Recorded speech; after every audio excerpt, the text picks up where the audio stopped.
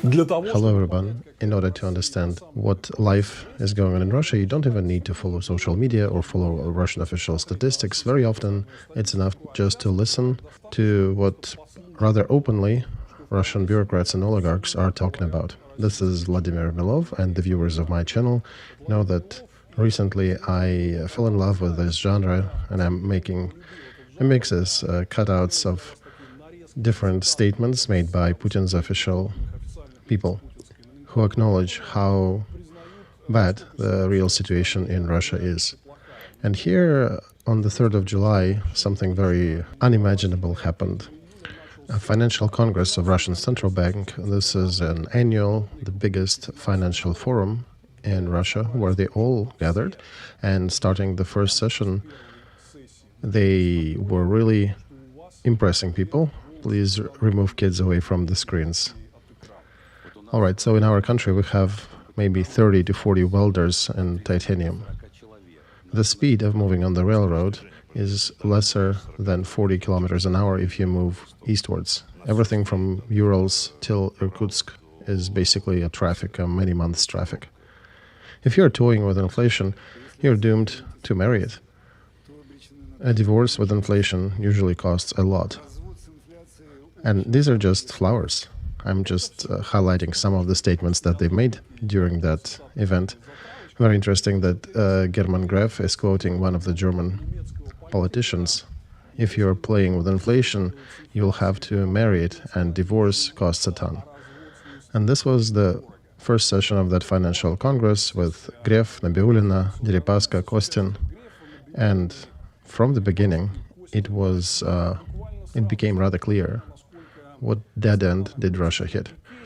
And that looming problem, we're moving towards the 26th of July, the meeting of Central Bank, where they will likely make a decision to further increase the rate. They've been increasing it for about a year and holding a very strict monetary policy, but it did not cool down inflation. It only cooled down the economy and cut all the opportunities for cheap credit and economic development. And I wanted to quote you how they were discussing exactly that topic, how they were openly quarreling about that dead end. If you bring the rate down, nothing good is going to happen. And the risks are chaos, rising inflation, and the like. And if you keep the rate high, then it kills all the development. That's summing it up. And here are some quotes so you understand how hot and basically dead-end discussion is happening in the representatives of Russian nomenclature, because there is no exit from it. I wanted to ask bankers here, maybe I'll answer it myself at the end. Imagine, currently our inflation is higher than 8%. People, by the way, think it's a high inflation. It's not normal or medium or small. And imagine we start lowering the rate to 4 or 5%. What will the banks do? Will they start running and giving long credit to customers? So I wanted to ask the banker, what will you be doing in this case? German, question for you. That would be a signal, I think, to the banks, to the whole economy, to anybody who is logical and thinking in the economy, that the last institution called central bank had ceased to function properly. And in my opinion, everybody will probably stop giving credit at all, because we would not know what to do in these conditions, because that would contradict, obviously, I'm not even talking about macroeconomic theory, it contradicts common sense. And the answer would be only one: fear. And when a person is scared, what do they do when the bank is scared? They stop giving money. You just gave a headliner to our media colleagues, but I don't think you answered that. All right, when your diesel fuel is more expensive than the world price, even if compared with Kazakhstan, for example, what instruments do we use to fight inflation? You want to load that poor farmer. And every time when I leave my house, I can turn left or turn right. And I see a lot of farms on the way. And every autumn they bury a lot of vegetables in the fields. Tomatoes, cucumbers, beets, because they don't have their own means to invest in the infrastructure.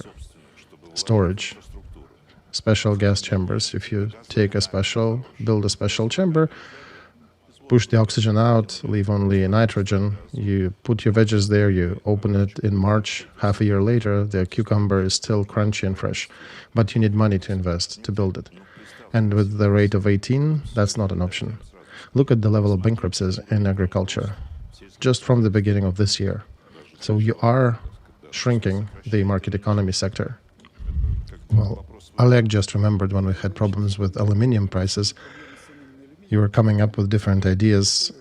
How do we store aluminum? How we create deficit on the market? But you have not offered to pour more aluminum to the market to bring the prices further down to make your customers happy. The situation here is exactly the same, but you're suggesting a central bank to pour as much money, or aluminum in your case, to the market, that probably will crash the market and inflation will eat us all. All right, I'll hypothetically suggest what the banks would probably do. They'd probably lower the rates on short-term credits. Probably they would bring the rates down on deposits as well, because it would not be sustainable if you start to give credits at a lower rate.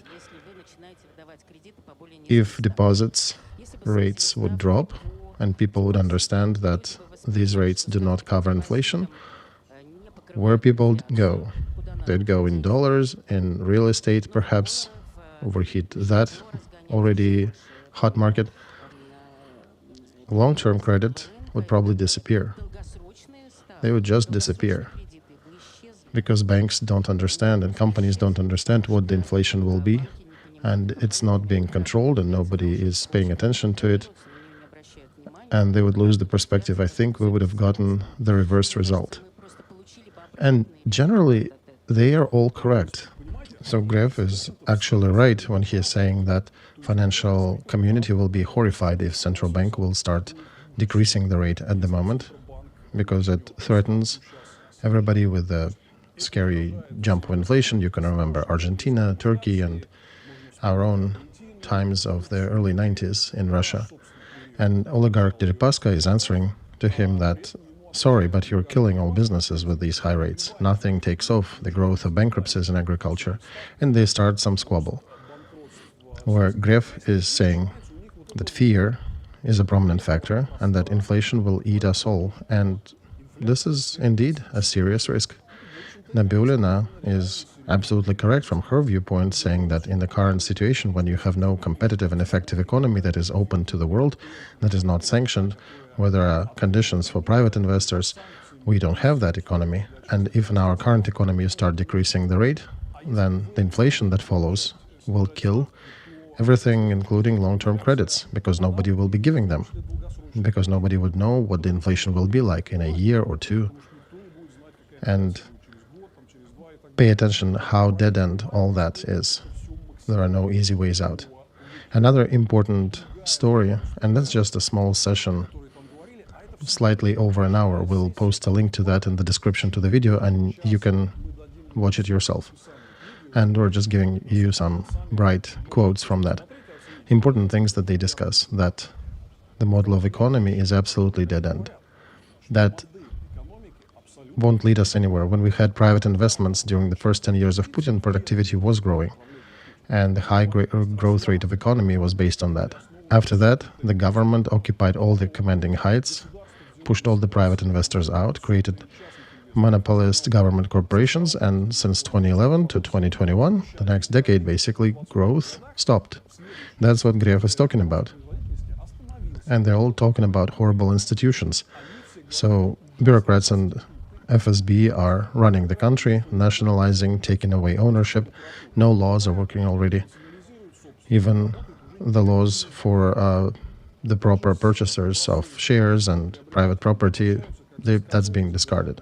And both Nabiulina and Grev, they address that. No guarantees of ownership are usually compensated now in Russia by business, adding that to their cost of running business.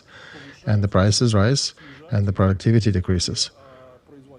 And Deripaska is noting absolutely correctly that government economy doesn't work because it's ineffective. We didn't talk much about the effectivity of government, and besides institutional, we can also talk about specific. So 75% in our country is already owned by government. How much more? And government sector is ineffective. Not only the budgetary segment, but the government sector of production. I understand that the soccer teams and hockey teams, I get it. But since everything else is owned by government, it's expensive. I agree with Oleg here that the main external factor is the quality of work of societal institutes. It was always important for us, we as the country that graduated from Soviet Union, and we had a lengthy period where we actually had a chance to own things, and we had pretty good sources of investments. In this regard, we even had those sources internally. We're the country that has those resources, but we need to create conditions under which business would want to invest to expand production. And here, the work of these institutions is the key factor. First of all, the basis is the court system and defending the rights of ownership. And for today, this topic is very sharp in the societal discussion because, unfortunately, very often such basic institutes as purchasing, as ownership, the institute of shareholder ownership, and they are all in doubt in current days. Nobody can rely on them. Even the collateral institute, which is a holy cow of banking system, all the credit policies, and the borrowers become helpless and banks become helpless without that institution. And now we're going through that stage, re-acknowledging again how important these factors are and how, lacking the effective work of these institutions, we do not have good perspectives for the future. And back then it was actual, and now I think it is even more actual. The effective work of these institutions with clear understanding how they work and how they affect the society, the rights of every owner in the country, or whether they will be only oriented towards the government owning everything. And I think now we're at that fork in the road that we're passing and need to make a decision. I'm glad that my colleagues from financial and other sectors, they started talking about institutions, and I caught myself on the same feeling that I think is commonplace, that we have somehow adopted or accepted the quality of these institutions these days, even though we understand that they're the basis. And as you're saying, it takes time to change that, to spend a lot of effort, and it's much easier to make some other solutions, decisions like subsidies and perhaps give somebody additional money instead of concentrating on this complex work. And that's why this rather poor quality of institutions, we're trying to compensate with something else, with financial resources and benefits. But I would say that business gets accustomed to working under any conditions. They just include that in their operational expenses, and that becomes a factor of perhaps lower productivity, lower competitiveness compared to the countries where these institutions work better. But business starts to compensate that somehow. And now the main concern is that these institutions are still in decline and business is really keenly watching them. So that's a very important conversation. All right, if we look at 2000s, then since 2001 to 2011, the economy was growing at 4.5% a year, roughly, out of which 0.2% was due to human capital. The 3/4 of this bigger number was due to increased effectivity, increased effectiveness of production. Since 2011 to 2021, the next decade, the economy was growing at 1.2%. And the ratio didn't change because human capital was the same 0.2%, but effectivity fell down also to 0.2%, which tells that economy stopped being effective and it is in condition of being overheated. And today, the problem of effectiveness, of productivity, is a national problem. And as I said already, there are factors that we need to start working with.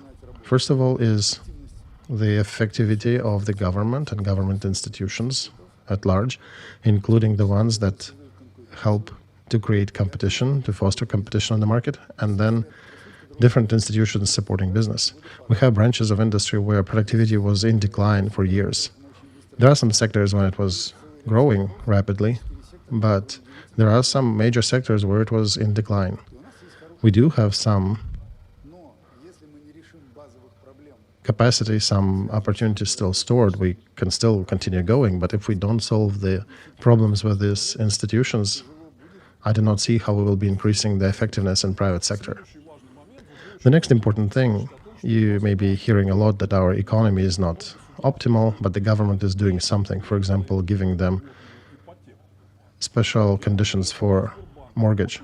So German Gref, the head of Sberbank, is outlining mortgage situation in Russia, which these decisions just heated up the market to such a level that availability of real estate declined by 10% due to government actions. It did not increase, it did not become more available. Only developers made money on government decisions and people just became poorer. We did not make it good for people, says German. I think it took us too long to exit this program. As a result, we have a serious discombobulation on the market. And exactly, and not just one. The availability of, and I hope that sound in the back, not somebody fainted who did not, who's planning to get mortgage before the 1st of July. It's still there, the program is there, you just need to start a family and get kids in order to qualify. So the availability of real estate declined roughly by 10% to end user, to end consumer. And in this regard, we did not make the life of end consumers better. The expenses grew mostly with developers. Banks' margin also shrunk.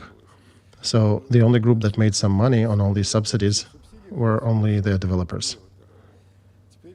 And the market of primary and secondary real estate has diverged significantly. And the difference is that investment dwellings in Moscow stopped being the dream for many people because now they cannot sell it. And I think for the next couple of years, we will suffer on the real estate market in order to try to bring it to a normal condition. We all will feel the pain, and the availability of real estate will be disrupted. It'll be difficult for developers. Their financial cycles are pretty long, and banks will also have issues. So the next problem is international payments. We talked about that a lot. Chinese, Indian, and other banks, they actually follow the demands of the United States and Europe being threatened with secondary sanctions, and they pause their relations with Russian counter-agents. And that leads to a thrombosis of international payments of Russian monetary relations with other banks. And in our other stream with Michael Naki, we quoted the words of the first deputy of Central Bank, Vladimir Milov, who is saying that if we do not solve this problem in the nearest future, then Russian economy is facing nothing but death. So here they continued this topic. It was one of the main on this first session. And Andrei Kostin, the head of VTB Bank, had said that if we do not solve the problem with payments and due to sanctions, there is no solution. The economy is helpless. Without international payments, Russia is the country with big export potential that is helping us today, will be absolutely helpless in my point of view. As for the system of international payments, I think in my bank that needs to be completely a matter of secrecy, because I can see very clearly, as our statement made with any media, because I'm thinking the second secretary of U.S. Embassy is making transcript somewhere. Oh, he's here. He's at the Congress. And right. So whatever steps we take, the reaction is very quick. The moment we have somebody, perhaps 10 members of our bank, visiting China and starts working with local authorities and local connections, Suddenly, the team of 10 people from the United States coming and starting to pump local authorities of what they should do, what they should not do. And just like recently, somebody asked, how are you doing with China? We said we're fine with Shanghai Bank. And all of a sudden, there are sanctions against Shanghai Bank and us, and that relation stopped. And Deripaska is also outlining that the market of investments is dead because with all these rates, the return on deposits is high enough. Nobody wants to invest money in real sector. And that's why the capital market has died. Well, look, you're giving a deposit rate at 16% now. Who, at this point, with strengthening ruble, we don't quite understand how it is strengthening, given that all the limitations for open trade, but it is strengthening. So it appears that those who invested into deposits, they are getting over 20%. That's why I don't believe in shareholder capital. All the IPOs of the last year, all 40 billion of that rubles, Russian aluminum scored 5 times more in 2005 just with one placement. So in my view, you have a market that is dead, a bond market that is dead. There was a question raised before this session, government guarantees, why they are not aiding to create some sort of leverage. Elvira Nabulina once again is repeating a simple thing, that this extensive model to just eat your reserves and to guide the money that the budget has accumulated towards military production and to increase certain salaries in that sector. This is an extensive model of economy, and this has run its course. They're at the end of it. New model can be based only on private investments, but which fool in these conditions will be investing anything? Because property is being taken away, courts do not work, laws do not work, nothing works. This is workforce. And situation shows us that we cannot continue to grow extensively, and the growth can only happen due to productivity of labor, and productivity of labor is based on technology. So for us, the limitation of access to technology, that's horrible. And in order to access that, you also need investments. You need long-term investments and sources that can function. And I think we all need to pay attention to these limitations, specifically in financial sector. Of course, there are simple answers to these questions, but as most of simple answers, they are mistaken. One of them is to print more money, to give cheap credit, and there'll be technologies and investments and productivity, but not so. And an absolute favorite of the recent times is a hellish problem of labor market deficit. Unsolvable problem. Let's be blunt and frank here. It's impossible. The cadre have left the country due to war and political situation, and those were qualified cadre. Those were people who were drafted because they could do something. They had some specialty, operator of the radar, a driver, etc. And those are sent out to the military operation, and who left are the ones who had money and who had skills and capabilities to continue earning, even being outside of Russia. So with every day, with every new statistical calculation, with every new statement, it's more and more obvious that the problem of cadre in Russian economy has sharpened to the brink. As Nabulina is saying, 3/4 of companies are confessing that they are in serious deficit. To add to that, the market of labor suffers from deficit of people. 3/4 of producers are complaining about that.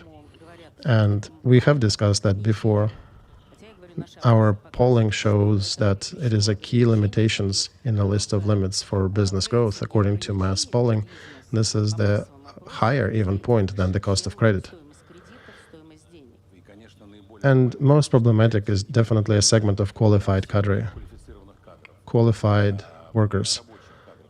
Because in our country, we only have 30 to 40 men who can weld titanium in our country. How is that for you? And this is just one small discussion on the Financial Congress of Bank of Russia that lasted slightly over an hour. And we have dug that much material from it, where all these Putin's bonzas and leading figures in the spheres of economic policies, business and finance, they're telling openly how bad things are in the country.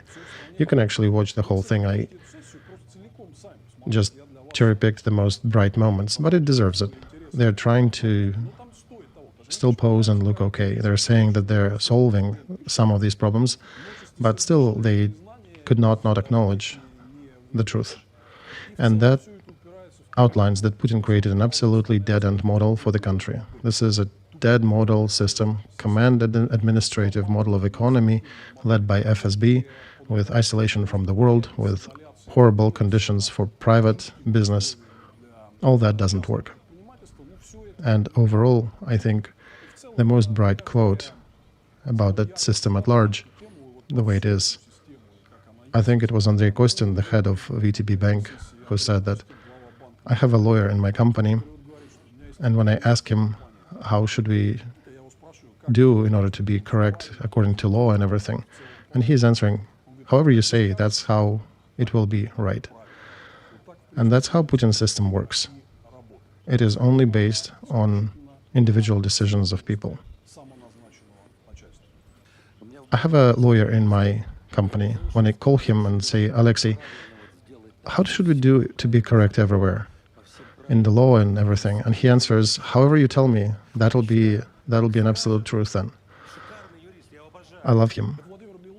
This was Vladimir Milov, and we will continue with these videos and clips, and we will try to make more remixes from the statements of Russian oligarchs and bureaucrats who just listen to them. They're telling you the real picture of what's happening in Russia. They're doing it much better than some journalists from foreign countries who are singing songs that Russia is dealing fine with sanctions, that economy is on military rails. We here are telling you the real picture, the real truth of what's happening there. And we'll continue with these videos. There'll be more of them. Thank you for actively viewing us and liking and subscribing. Do not forget to subscribe to the sources and to my Telegram channel, because when I do not have time to make a full-fledged video on some interesting point or event, I often use voice messages where I can just record something live and you can listen to it there in my Telegram. And we'll see you soon again. Don't forget to click the subscribe button. I think you understood that it's interesting here, and we are telling you the truth about what's happening in Russia, the truth that you will not hear on Putin's TV and foreign media.